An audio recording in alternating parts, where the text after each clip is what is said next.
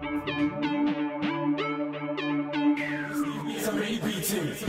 days it's a refix thing.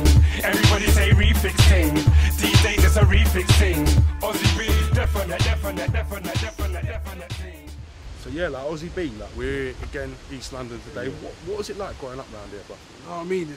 Well, East London is definitely like a place that never really had much. You know what I mean? Like the government never really offered. Even when you drive around East London, you see that it's not really built like certain other cities and boroughs. You know what I mean? But I mean, it's to be honest, when I was growing up, when I was a youngster, there wasn't a lot of like gang rivalry and stuff like that. Okay. You know what I mean? But it's only started for the past like maybe 10 to 8 years.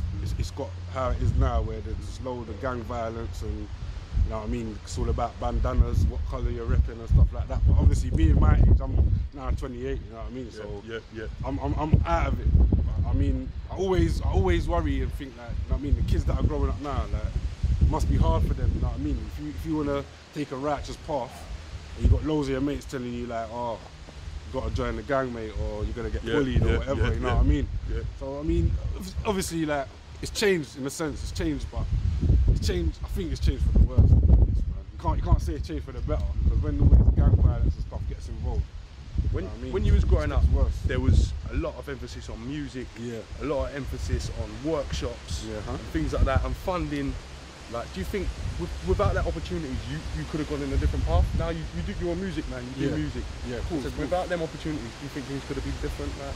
Well, without those opportunities, living in the area that I grew up in, it's either, you know what I mean, you do your schoolwork and get your grades properly and get all your A-levels and stuff, or it's either if you don't, in some kind of way you're going to get caught up in the whole gang thing, you know what I mean? Because most of your mates are maybe selling a bit, or, you know what I mean, you've got a gang and stuff like that. So it's kind of, unless you're on the right path in terms of like doing your schoolwork, your university work or whatever, you know what I mean, that's the only way you're really gonna get out of the cycle of being around this area, you know what I mean, because it's just filled up with gang violence, you know what I mean. So good thing that music is there, you know what I mean, and I don't think that there's enough places in my area where kids can just say, you know what, I don't want to do this gang thing, I want to go into a studio and start making some music and stuff like that. Yeah, that more positive things, you know what I mean. And it's like I think the riot this year has kind of opened the government's eyes, if you know what I mean. No, like, I was going to talk to you about this, the riots, this and that. You know what I mean? But basically, crazy. With that, that's because of what the government, they needed that to happen. I know it sounds bad, but it kind of needed to happen for them to kind of realise that, you know what I mean, you're not really doing enough for the communities in the lower areas, you know what I mean? So that was inevitable that was going to happen. I don't condone You've only got to look at the areas that rioted. Like, if you go through the whole boroughs, so like Hackney, Croydon, Tottenham, these are areas that, but there's hardship there. Yeah, people haven't got money. People have not got work. The other day, to make money. The other day, I opened the newspaper, and it said on the front page of it, The Sun it was, and it said that in Britain at the moment there's 13.5 million people living in poverty. You know what I mean? And that's a lot of people. That's the ones they know about. That's what I'm saying. That's what they know about. It could be more. Yeah, it could be a lot. You know what I mean? And obviously these areas, it's not even just in London. Like when you go Liverpool, you got Toxteth, you got when you go Manchester, you got Moss Side. When you got there's just loads of different areas that are affected by poverty. You know what I mean? And it's like the right thing happened because of that. Because the government, I feel, not really doing enough for them areas when they could be. You know what I mean? When I was growing up, there was little youth centres and little summer schools. Same as me. There's these things like that you could do. You know what I mean? But right now, what really can they do? Like, I mean, as I said, I don't condone what they've done. But what else can they do if the government are not really paying attention to them and showing them? No, I'm hearing that. What they could be doing for them. You know what I mean? I'm hearing that. Comes down to reinvestment. Yeah, reinvestment and time. Giving people time and emphasis to show them a good path. That's all it takes. That's all it takes. An outlet for their energy. Exactly. Exactly. You know what I mean? When they feel like you're not offering them nothing, then they're just gonna go about their own way of doing things. You know what I mean? Like they did. So it comes down to. But I mean, obviously, growing up, it's not even just East London. You know what I mean? It's north, it's south, it's everywhere now. You know what I mean? It's a whole gang thing. We need to just. Now, people will know you from obviously being one third of the More Fire crew, the More Fire thing. Yeah, with Nico and Lethal B. Like, what was it like in them days? Yeah, you know what? For me, at the time, I think everyone, even I've heard people even come to me and say to me like, I think with yous lot, blew too quick. The way it happened, we didn't expect it. If you know what I mean, because all we done was we started like MCing and DJing on private radio stations like Amy FM, Deja Vu and stuff like that, you know what I mean? And obviously we was on there every week, so people knew of us, but that was only locally. And they always say that you're meant to start locally anyway, you know what I mean? Build your brand. Build your brand up, and then eventually it'll get to the big masses. It's like with that, at the time, it was, for me, it was a total life-changing situation, because, you know what I mean, it's like, so I was in the hood, and you know what I mean, things were all great and that. And all it took was for us to, like, for me, Leaf or Nico, to say like, yeah, let's try to do something positive and represent the area and show that you don't have to just do gang violence. So there's other paths you can take if you want to be successful in life, you know what I mean? So definitely, it's like, for me, it was being on tour, you know what I mean, for like, probably there was times when I wasn't in my house for like 2-3 months, because I was on the road with Leaf or Nico and we was touring, you know what I mean? And obviously you do miss home, you know what I mean? But at the same time, you know, there's not a better feeling to know that, you know what I mean, you're appreciated by so much people in different areas. They always want to see you. So I mean, it was a blessing really for me. When that track first came out, you guys made that track in 2001. Charted at charted at number 7 in the midweek, and then obviously in the week that it came out, it was number 8. That was 2002. But to be honest, we made a tune like, that's the thing. That's how you know the music scene changed, because then that tune was hanging about for a year. It was about for a year, just circling, everyone knowing it, stuff like that. Do you think if that tune hadn't circled so much, and there's so much hype around it, do you think A&R companies would have picked that song up? It's not very good. I think, to be honest, I think the tune itself got everyone interested, if you know what I mean. I think if it wasn't for the hype that was built on the tune and the momentum, you know what I mean, I don't think the labels would even have known about it, and then we probably wouldn't have been signed or whatever, you know what I mean. So it's always about that, because as I said, it starts from the community. It starts from your community, then your community show it love. Then from your community shows it love, it starts going out to the wider audience, so they want to get involved and see what's going on, what's it all about, you know what I mean? So it's definitely that. When you guys were coming through with them kind of songs and that, there was other acts about that were kind of doing their own thing. Can you tell me, like, would they not leading the way and showing you a way to go? But you know? Definitely. I see like So Solid. I always say hands down. You know what I mean? I talk to Harvey every now and then as well, and I always say to him, even when I saw him last year in Cavos and we were both away, I was saying to him like, yous lot, you know what I mean? Yous lot are one of the reasons why we even thought about starting to do music, because at the time, obviously, the music that we made to them was different, you know what I mean, in terms of they were making more overhead music for the overhead crowd. It was still underground, it had an underground element, but obviously it was more overhead, you know what I mean, because at the time we didn't really have no singer or nothing, we were just spitting raw lyrics and stuff like that, you know what I mean, where they did.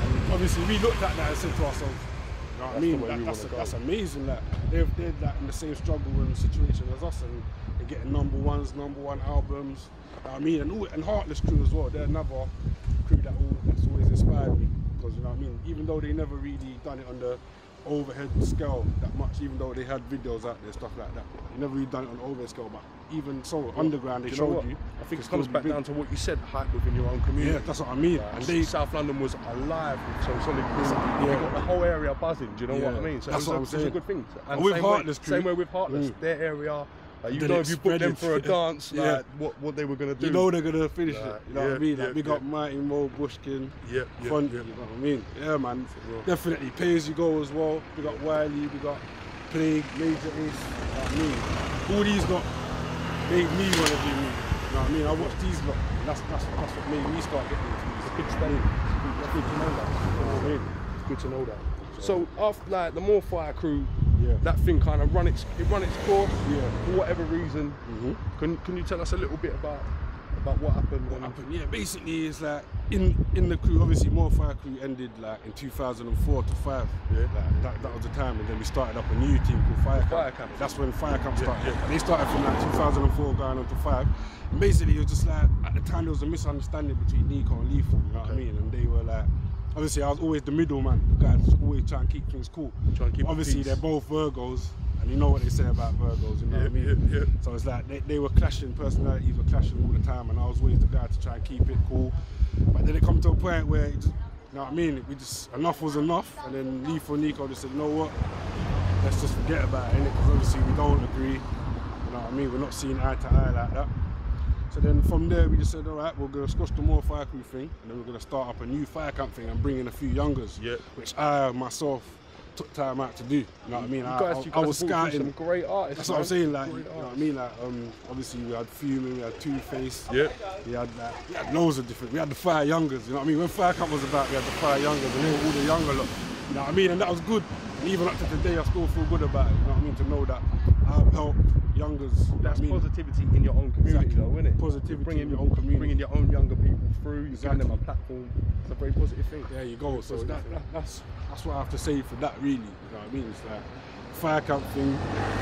Basically, it wasn't really about us. It was about the youth as well. You know what I mean?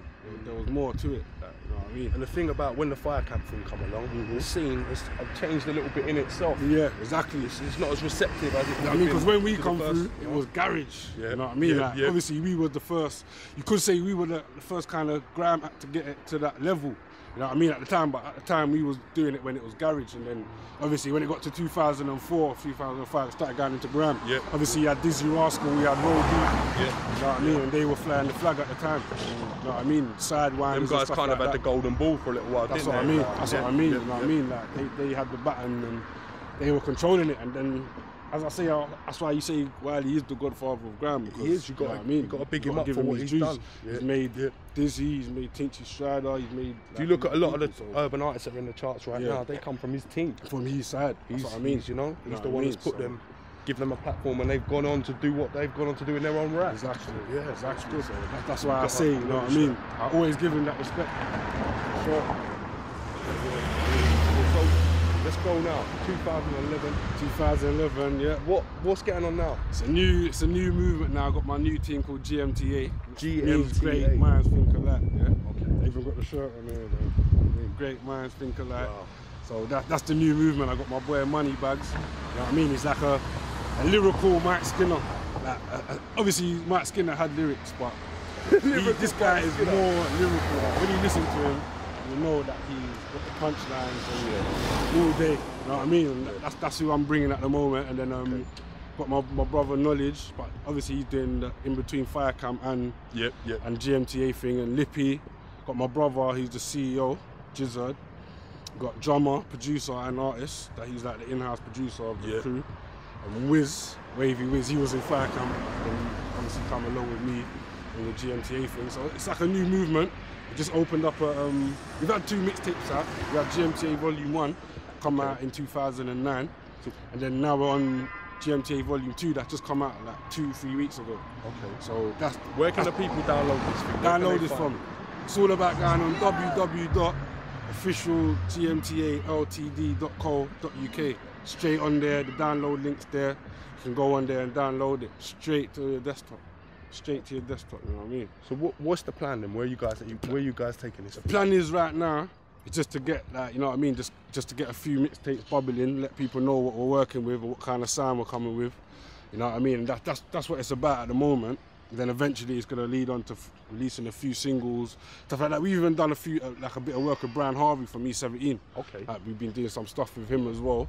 So it's just basically just getting the GMTA to a wider audience, you know what I mean? But obviously you got to do it for the underground. Underground's got to see love in your own community. Yeah, you know what I mean? So the underground have got to deal with it first, and then eventually it will get to the overhead masses, you know what I mean? And great man think alike, the name itself says it all. You know what I mean? It's all about working together and everyone being on the same wavelength, and that's what it means to me, you know what I mean? So yeah, it's very positive. Definitely, man. It's very positive. Just expect big things from us anyway. You know what I mean? When you check the website, everything's on there. You know what I mean? www.officialgmtaltd.co.uk. Well, Ozzy, do you know what? I want to thank you for like taking us round and showing us a little bit, just giving us a little insight into your mind. Do you know what I mean? It's a nice thing. Of course, man. It's a pleasure. You know what I mean? Thanks for having me, man. You know what I mean? iFILM like James Holder live in East London with OZZIE B. iFILM London. Thank you very much. iFILM London. Yeah. These days it's a refix thing. Everybody say refix thing. These days it's a refix thing. Come on, definite.